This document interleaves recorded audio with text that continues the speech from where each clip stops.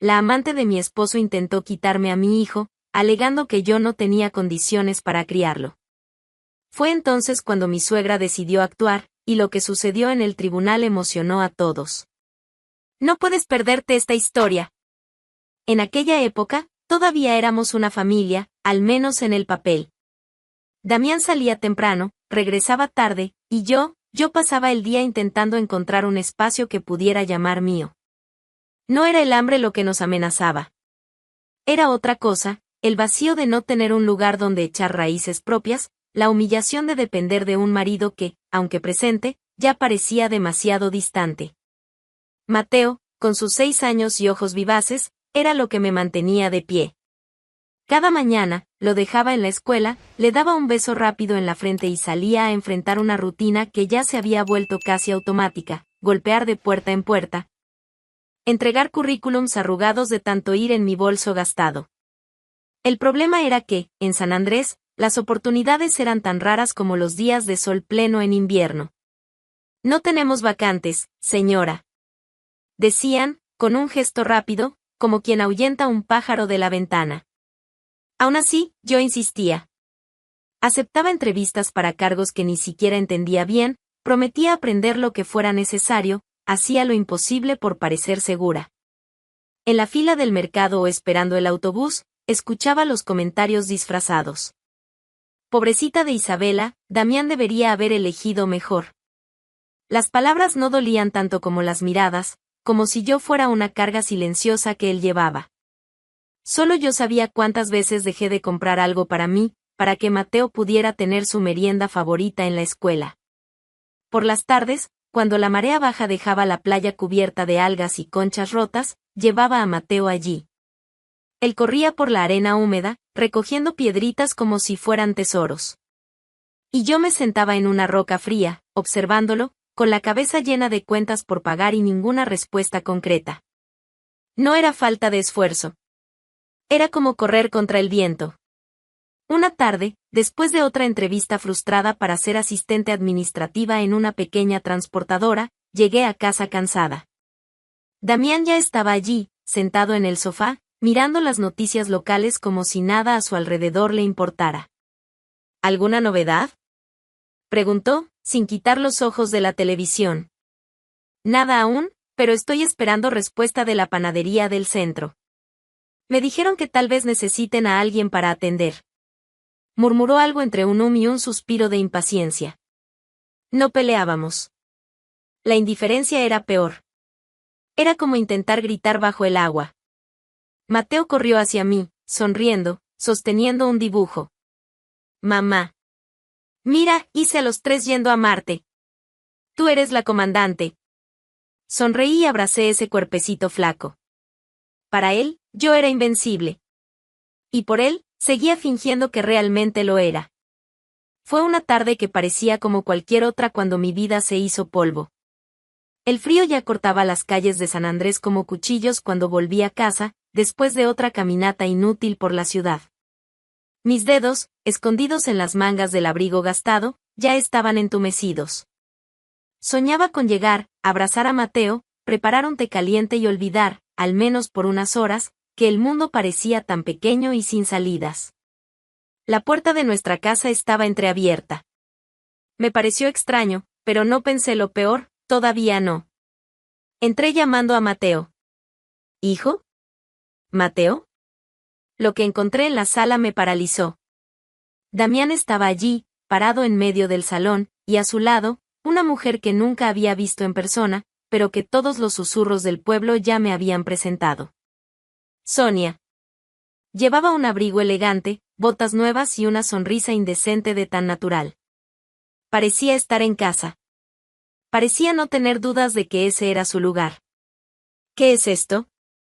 Mi voz salió extraña, casi ronca. Damián no perdió tiempo. Sin ceremonia, sin una mirada de culpa, sin vacilación, disparó: tienes que irte, Isabela. Esta casa es mía. Quiero que te vayas ahora. Lo miré, sin entender del todo. Cada palabra parecía retrasada, como si el sonido no alcanzara mi cerebro a tiempo. Estás bromeando, ¿no? Forcé una sonrisa, esperando que fuera una broma de mal gusto. Sonia acomodó su bolso en el hombro y me miró como quien ve a un perro mojado en la calle. No hagas esto más difícil de lo que tiene que ser, dijo ella, con una calma cruel. Volví a mirar a Damián, buscando algún rasgo del hombre que un día me juró amor eterno. No encontré nada. Solo vi prisa. Prisa por borrarme de su historia. Mateo, susurré, ya pensando en él, en cómo protegerlo de aquella vergüenza. Él se queda. Damián respondió firme. Tú no tienes a dónde ir, Isabela. No puedes arrastrarlo contigo. Mi cabeza dio vueltas. Pensé en llevármelo, en correr, en gritar. Pero mirando a mi pequeño, jugando en la alfombra del salón sin entender nada, supe que sería un acto de egoísmo. No podía arrastrarlo a la calle. No podía exponerlo al hambre, al frío de la noche, a las incertidumbres que me ahogaban. Me agaché frente a él. Mateo me miró con sus grandes ojos marrones, sujetando su carrito de juguete, ese baratito que era su mayor tesoro. Mamá tiene que resolver unas cosas, mi amor, le dije bajito, intentando mantener firme la voz aunque todo dentro de mí temblaba. Pero te prometo, prometo que volveré a buscarte. Él me abrazó fuerte.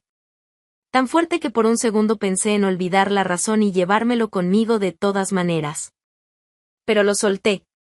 Dejé que sus manitas se deslizaran de las mías, mientras Damián observaba con los brazos cruzados y Sonia ya planeaba la nueva decoración de la sala. Di unos pasos hacia atrás, sin poder apartar los ojos de Mateo, que quedó parado en medio de la sala, con su carrito colgando de la mano. La imagen de él allí, tan pequeño, tan confundido y tan solo, quedó grabada en mí como una cicatriz que ningún tiempo borraría.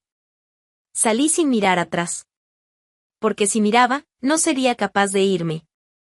Y mientras el viento nocturno empujaba mis pasos lejos de lo que un día llamé hogar, sentí, sin necesidad de confirmarlo, que aquella promesa que le hice a mi hijo sería lo que me sostendría hasta el final.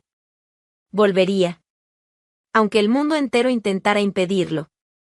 Sin casa, sin destino cierto, con el corazón hecho pedazos demasiado pequeños para juntar. Pero lo que más dolía era el vacío del abrazo de Mateo. Ese calorcito, ese olor a infancia, ahora eran solo memoria. Sin embargo, el mundo no se detuvo por mí.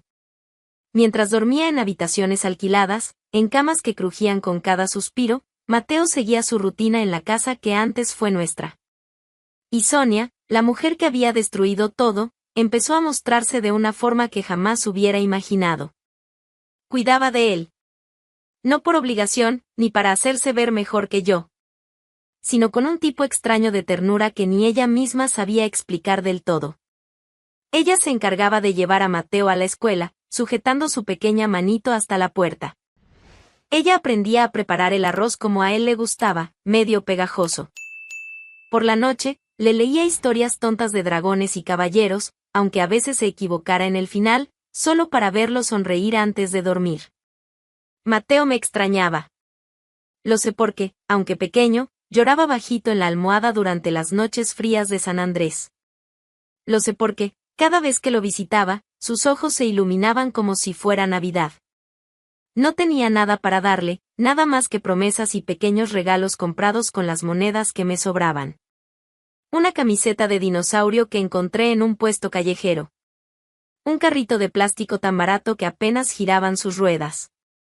Un librito de figuras que hallé olvidado en el fondo de una tienda de segunda mano. Pero cuando se los entregaba, Mateo los abrazaba como si fueran verdaderos tesoros. Mamá, mira. Un T-Rex. Ahora puede proteger a mi otro dinosaurio. Decía tan emocionado que, por momentos, la tristeza parecía retroceder. Una tarde lluviosa, logré conseguir una hora para verlo. Toqué el timbre de la casa que ahora era de Sonia y Damián. Mi propio hogar me recibía como una visitante. Sonia abrió la puerta. Llevaba un suéter sencillo, sin maquillaje, el cabello recogido de cualquier manera. Por un segundo, nuestras miradas se encontraron, y algo extraño sucedió, no vi triunfo en ella. Vi cansancio. Está en el cuarto. Puedes pasar. Dijo, sin levantar la voz. Entré. pasé por la sala donde los muebles habían cambiado de lugar, donde hasta el olor parecía diferente. Mateo corrió hacia mí, derribando una silla en el camino. Mamá. Mi amor. Lo tomé en brazos, ignorando el dolor de espalda, ignorando todo. Nos abrazamos durante mucho tiempo. Él enterró su rostro en mi cuello, como siempre hacía cuando quería esconderse del mundo. ¿Cuándo vas a venir a vivir con nosotros otra vez?, preguntó bajito. Tragué el llanto, porque en ese momento dolía demasiado admitir que no lo sabía. Pronto, mi pequeño. Pronto. Solo estoy arreglando unas cosas. Acaricié su cabello desordenado. Sonia observaba desde la puerta, sin interrumpir, sin robar el momento. Por primera vez, vi que ella también sufría. No era una disputa. Era amor. Amor extraño, torcido, imperfecto, pero amor al fin. Cuando llegó la hora de irme, Mateo agarró mi mano con fuerza. Llévate mi carrito contigo, mamá. ¿Así te acuerdas de mí? Sonreí, pero mis ojos ya me traicionaban. No necesito el carrito, mi ángel. Tú ya estás aquí, puse la mano sobre mi pecho, bien guardadito. Bajé la calle con el viento lanzándome arena a los ojos, y por primera vez, no supe si era el viento o mis lágrimas. Pero una cosa sabía, cada visita, cada juguete tonto, cada abrazo apretado, reforzaba la promesa que le hice aquella tarde cruel. Volvería. Y esta vez, para nunca más soltar su mano. Pensaba que ya lo había perdido todo. Pensaba que nada podría doler más que salir de aquella casa llevando solo una promesa para mi hijo. Estaba equivocada. Entonces, los papeles llegaron una mañana, deslizándose bajo la puerta como un golpe bajo. Leí una vez. Leí de nuevo. Mi cabeza no quería aceptar.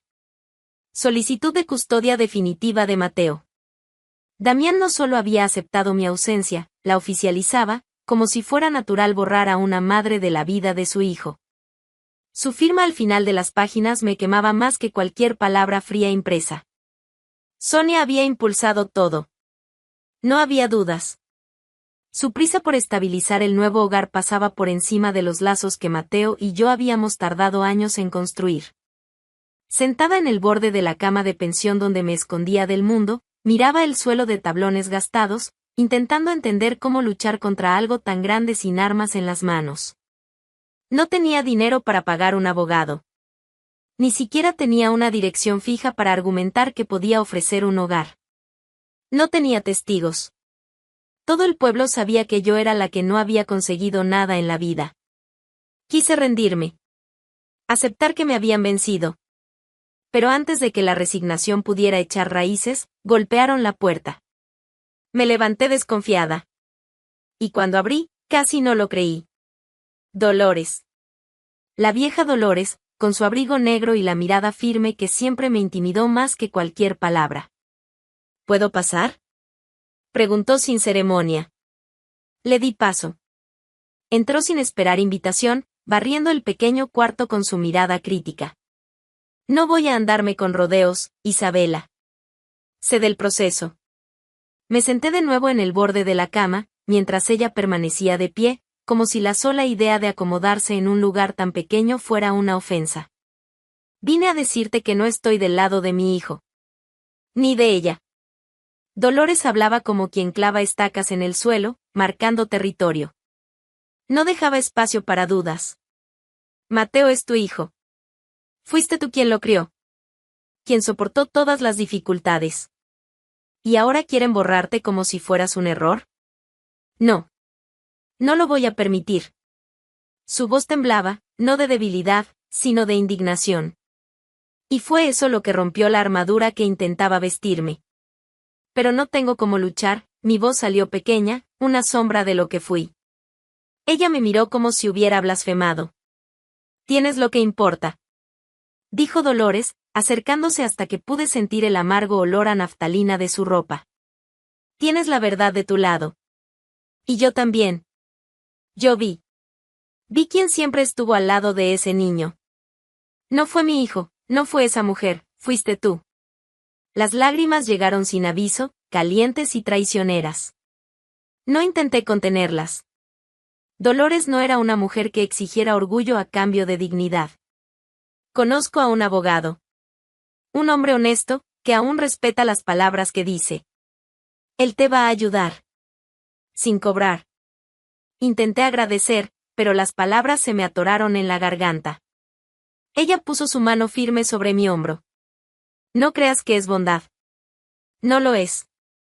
Sonrió de lado, con ese gesto duro que era solo suyo. Es justicia. Mateo necesita a su madre. No un nombre bonito ni una casa grande. Nos quedamos en silencio un momento que pareció durar siglos. La lluvia golpeaba débilmente la ventana, como si el mundo afuera estuviera en pausa. Finalmente, Dolores dio 2 palmadas breves en mi hombro y se giró para salir. Antes de llegar a la puerta, lanzó sus últimas palabras por encima del hombro: levanta la cabeza, Isabela. Va a doler. Va a sangrar. Pero vas a luchar. Y vas a ganar. Me quedé allí, sola otra vez, pero sintiendo algo que ya no recordaba cómo era: fe. No en el destino. No en milagros. Fe en mí misma. Dolores nunca fue una mujer de promesas vacías. Cuando dijo que me ayudaría, cumplió palabra por palabra, sin rodeos.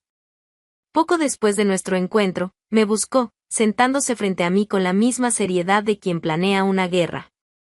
Hablé con un conocido mío, empezó, acomodando su bolso en el regazo. Trabaja en la cooperativa de pescadores. Necesitan gente confiable para el área de documentación. Es un trabajo honesto, Isabela. No paga fortunas, pero es suficiente para volver a empezar. Casi no podía creerlo. ¿De verdad habló de mí con él? Pregunté, desconfiada, más por costumbre que por querer dudar de ella.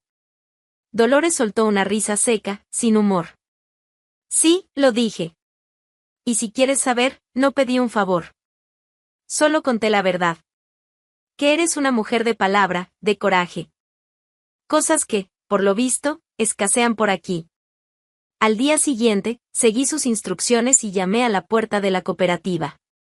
El edificio era antiguo, con paredes amarillentas y un olor a sal impregnado incluso en las cortinas. El gerente, un hombre robusto de manos grandes y rostro curtido, me recibió con una evaluación rápida, como quien mide un pescado para vender. ¿Sabe manejar archivos, control de inventario, entrega de facturas? Disparó, sin rodeos. Sé aprender. Respondí sin parpadear. Él entrecerró los ojos, evaluando si valía la pena apostar por alguien como yo. Dolores habló mucho de usted. Dijo finalmente, recostándose en la silla de madera. Vamos a ver si merece su confianza. Empieza mañana a las 7. Salí de la cooperativa sin mirar atrás. Ahora no había espacio para dudas ni excusas. El suelo bajo mis pies seguía siendo irregular, pero finalmente había un camino. Dolores no se detuvo ahí. También ya arreglé otra cosa. Avisó días después, mientras revisábamos papeles en su cocina. Un abogado. Levanté la cabeza, asustada. Dolores, no tengo cómo pagar. Ella levantó la mano, cortándome con impaciencia. Ya lo sé. Manuel Vidal también lo sabe. Es un hombre de palabra. Te va a defender porque cree en la justicia, no en el lucro. Encontré a Manuel en una oficina estrecha y organizada, llena de libros viejos apilados hasta el techo. Me escuchó en silencio, tomando notas en un cuaderno de tapa gastada. Ni un suspiro de lástima, ni frases ensayadas. Cuando terminé, simplemente cerró el cuaderno con un leve chasquido. Vamos a luchar por Mateo. Dijo, como si afirmara algo inevitable. El proceso comenzó poco después. Cada audiencia era un campo minado. Damián, con traje nuevo y sonrisa ensayada, exponía nuestras dificultades como si fueran crímenes. Sonia, siempre impecable, pintaba su vida como un cuento de hadas, donde yo era apenas la figura oscura que amenazaba el final feliz. La señora no tiene casa propia, no posee un empleo fijo desde hace años y ofrece condiciones inestables para el niño. Decía su abogada, desgranando cada palabra como si clavara cuchillos en mi espalda. Yo permanecía sentada, inmóvil, mientras Manuel desmontaba cada acusación con paciencia y firmeza. Lo que un niño necesita no es lujo, afirmaba él. Es afecto, presencia verdadera, amor incondicional. A veces, los ojos del juez vacilaban, como si el discurso perfecto de Damián y Sonia ya no fuera suficiente para borrar la historia que Manuel tejía con tanto cuidado. Con cada sesión, sentía el cansancio arrastrarse en mis huesos. Cada audiencia parecía arrancarme, poco a poco, pedazos de todo en lo que creía. Pero jamás pensé en rendirme.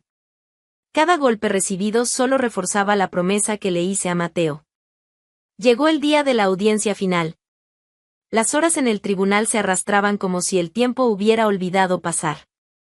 Yo estaba allí, sentada, con las manos apretadas entre las rodillas, mientras Damián y Sonia desfilaban promesas doradas ante la jueza: coche nuevo, escuela privada, seguro médico premium. Pintaban un cuadro de vida perfecta, donde Mateo sería solo otra pieza de exhibición. Manuel, a mi lado, permanecía sereno, firme como una muralla. Mi corazón, en cambio, latía rápido, como si quisiera huir de allí. Cuando la jueza pidió escuchar a Mateo, el silencio fue tan pesado que casi se podía tocar. Vi a mi hijo entrar por la puerta lateral, guiado por una asistente de voz dulce. Llevaba en los pies zapatillas viejas, en las manos su carrito de mercado colorido, y en los ojos esa luz que ni la distancia pudo apagar. Se sentó frente a la jueza, balanceando ligeramente las piernas, con los ojos atentos, como quien sabe que lleva sobre sí una responsabilidad mayor de la que debería. La jueza le sonrió, intentando aliviar el peso de la situación. Mateo, queremos escucharte, ¿de acuerdo? ¿Con quién te gustaría vivir? Él miró primero a Damián. Luego a Sonia. Finalmente, sus ojos se encontraron con los míos. Fue en ese instante que la verdad rompió todas las barreras, saliendo de la boca pequeña que cargaba toda mi esperanza. Quiero vivir con mi mamá. Aunque no tenga juguetes nuevos, solo quiero estar con ella. El impacto fue inmediato.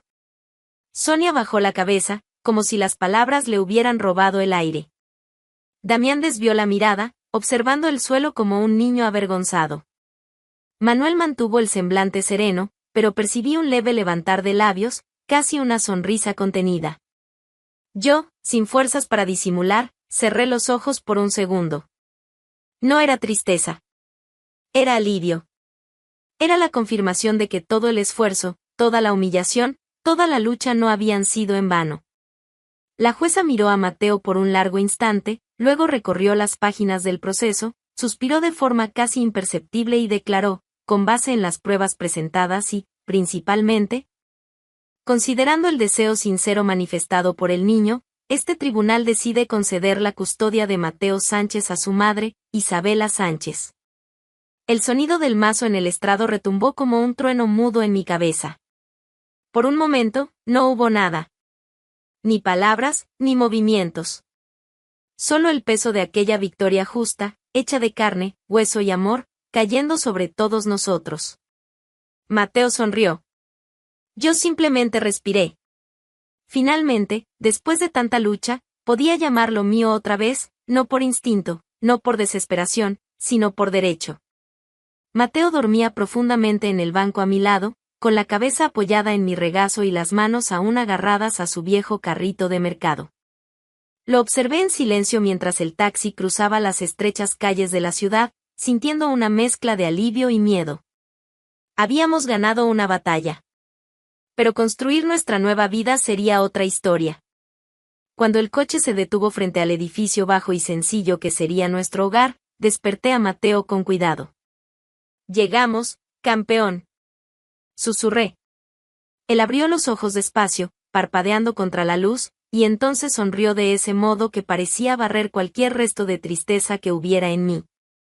Bajé primero, cargando la pequeña maleta que llevaba lo poco que era nuestro, algunas ropas, juguetes viejos, una manta raída que Mateo no soltaba por nada.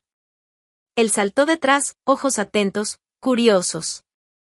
¿Aquí vamos a vivir, mamá?, preguntó, con la voz cargada de expectativa. Aquí es. Respondí, tomando su mano. Subimos las estrechas escaleras hasta el segundo piso. El apartamento era pequeño, con paredes desconchadas y un suelo de madera que crujía bajo los pies. Pero era nuestro. Mateo corrió de un cuarto a otro, examinando todo como si fuera un castillo recién descubierto. ¿Puedo quedarme con el cuarto más grande?, preguntó, riendo. Todos los cuartos son del mismo tamaño, pillo. Respondí, riendo también, por primera vez en mucho tiempo sin forzar la sonrisa.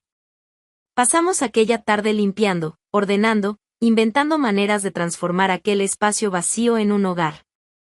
El colchón que Dolores me había prestado ocupaba el centro de la habitación. La ropa fue doblada en pilas ordenadas en las esquinas. Cada pequeña conquista, un clavo en la pared, una cortina improvisada, parecía un trofeo. Al final del día, nos sentamos juntos en el suelo, rodeados por el caos organizado de la mudanza. Mateo apoyó la cabeza en mi hombro. Mamá, vamos a ser felices aquí, ¿verdad? Lo acerqué más, sintiendo el calorcito bueno de su cuerpo. Ya somos felices, mi amor. Solo nos faltaba nuestra casa. Él sonrió, satisfecho, y volvió a jugar con sus carritos. Poco después, mientras organizaba las últimas cajas, me detuve a observarlo. Cada gesto suyo, cada risa espontánea, era una prueba viva de que todo el sacrificio había valido la pena. Me senté a su lado nuevamente y respiré hondo. Hijo, empecé, con un tono más serio, quería hablar contigo sobre Sonia. Mateo dejó el carrito y me miró, atento. Sé que te gusta, continué, y, si quieres, podemos permitir que venga a visitarte de vez en cuando. No tienes que decidir ahora. Quiero que sepas que es tu elección. Pensó por un momento, como si pesara cada palabra. Me gusta, mamá. Pero ya no quiero vivir allá. No vas a vivir allá, aseguré, acariciando su cabello despeinado. Esta es nuestra casa. Siempre. Mateo sonrió de nuevo, de esas sonrisas que iluminaban todo. Entonces está bien. Puede venir a visitarme, pero luego vuelvo contigo, ¿verdad? Siempre conmigo. Respondí, con un nudo cálido en la garganta. Y esa noche, cuando nos acostamos lado a lado en el colchón improvisado, el silencio entre nosotros estaba lleno de promesas. Miraba el techo descascarado, la bombilla colgando de un cable, y sentía una paz que hacía mucho no conocía. No importaba el tamaño de la casa. No importaba lo que faltaba. Todo lo que realmente importaba estaba allí, el amor, el coraje, y la certeza de que finalmente habíamos empezado de nuevo. Sin mentiras, sin miedo. Solo nosotros dos. Contra el mundo entero, si fuera necesario. Y yo sabía, esta vez, nada ni nadie nos separaría. Los días empezaron a tomar un nuevo ritmo. No era fácil. Nunca lo fue. Pero, por primera vez en mucho tiempo, despertar cada mañana traía una sensación extraña y deliciosa, esperanza. En la cooperativa, mi esfuerzo no pasó desapercibido. Pasé de auxiliar de almacén a encargada de toda la organización interna, ganando un mejor salario y la confianza de los jefes. Trabajaba el doble, a veces volvía a casa con la espalda gritando, pero había orgullo en cada callo de mis manos. Era diferente a todo lo que había sentido antes. Mateo también florecía. En la escuela, los profesores elogiaban su comportamiento, su alegría, su capacidad de adaptación. En casa, inventábamos mundos enteros con cajas de cartón y dibujos garabateados en las paredes. Nuestro pequeño apartamento ya no parecía tan pequeño. Aún así, el pasado no desapareció. Sonia seguía rondando, aunque de lejos. Una tarde, mientras revisaba documentos en la cocina, escuché unos golpecitos tímidos en la puerta. Mateo corrió a atender antes de que pudiera detenerlo. «Sonia», exclamó, sorprendido, pero con alegría genuina.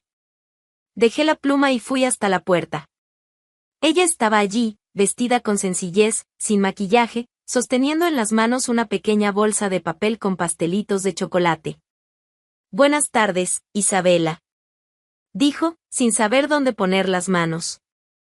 Había nerviosismo en su mirada, como quien pisa terreno minado. Buenas tardes. Respondí, seca, pero sin hostilidad. Ella miró a Mateo, luego volvió a mirarme a mí. Quería saber si podría llevarlo a pasear hoy. Un helado, quizá un parque. Si tú me lo permites. Mateo me miró, ansioso. Vi en sus ojos que quería ir. No porque rechazara nuestra vida, sino porque aún había un cariño sincero allí. Respiré hondo, sopesando todas las opciones en unos segundos. Está bien. Dije finalmente. Pero antes de que anochezca, y me llamas si necesitas algo. Sonia asintió, agradecida, casi emocionada. Lo prometo. Los vi alejarse por la calle, Mateo saltando al lado de ella, y me quedé allí en la puerta por unos segundos, con una sensación agridulce en el pecho. Era extraño compartir algo tan precioso. Pero parte de amar también era permitir que él tuviera más afecto del que yo podía ofrecerle sola. El trabajo seguía siendo exigente, pero las oportunidades surgieron como flores en un terreno que hasta entonces creía estéril. Después de meses ahorrando cada centavo, logré dar un paso que parecía imposible cuando todo comenzó, alquilar una casa de verdad. No era grande, ni lujosa, pero era espaciosa, ventilada, con un pequeño patio trasero donde Mateo podría correr y jugar libremente. Recuerdo el día en que tuve la llave en mis manos. Un pedazo de metal gastado que pesaba más que el oro.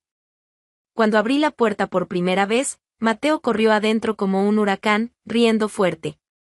Mamá. Tenemos patio. ¿Puedo tener un perro? Reí, cerrando la puerta tras de mí. Primero arreglamos la casa, luego pensamos en el perro, pequeño impaciente. Pasamos el resto del día planeando dónde iría cada cosa, la cama, la estantería improvisada, el rincón para los juguetes. Esa noche, extendimos 2 colchones en el suelo de la sala, solo para celebrar nuestra primera noche allí, sintiendo que el mundo entero cabía dentro de esa nueva casa. Acostados lado a lado, Mateo todavía despierto, susurró en la oscuridad, «Mamá, prometiste que vendrías a buscarnos». Y cumpliste. Sonreí, con lágrimas quemando en los ojos, pero esta vez de felicidad. Siempre cumpliré lo que te prometa, mi amor. Mateo se acurrucó aún más cerca de mí, durmiéndose con una sonrisa en el rostro. Y yo me quedé allí, escuchando su respiración tranquila, sintiendo que finalmente, después de tanto tiempo, la vida empezaba a sonreírnos de nuevo. Más que comodidad, todo niño necesita la presencia y el amor de su madre. Si te gustó esta historia emocionante, haz clic en el botón y descubre más historias como esta en nuestra playlist.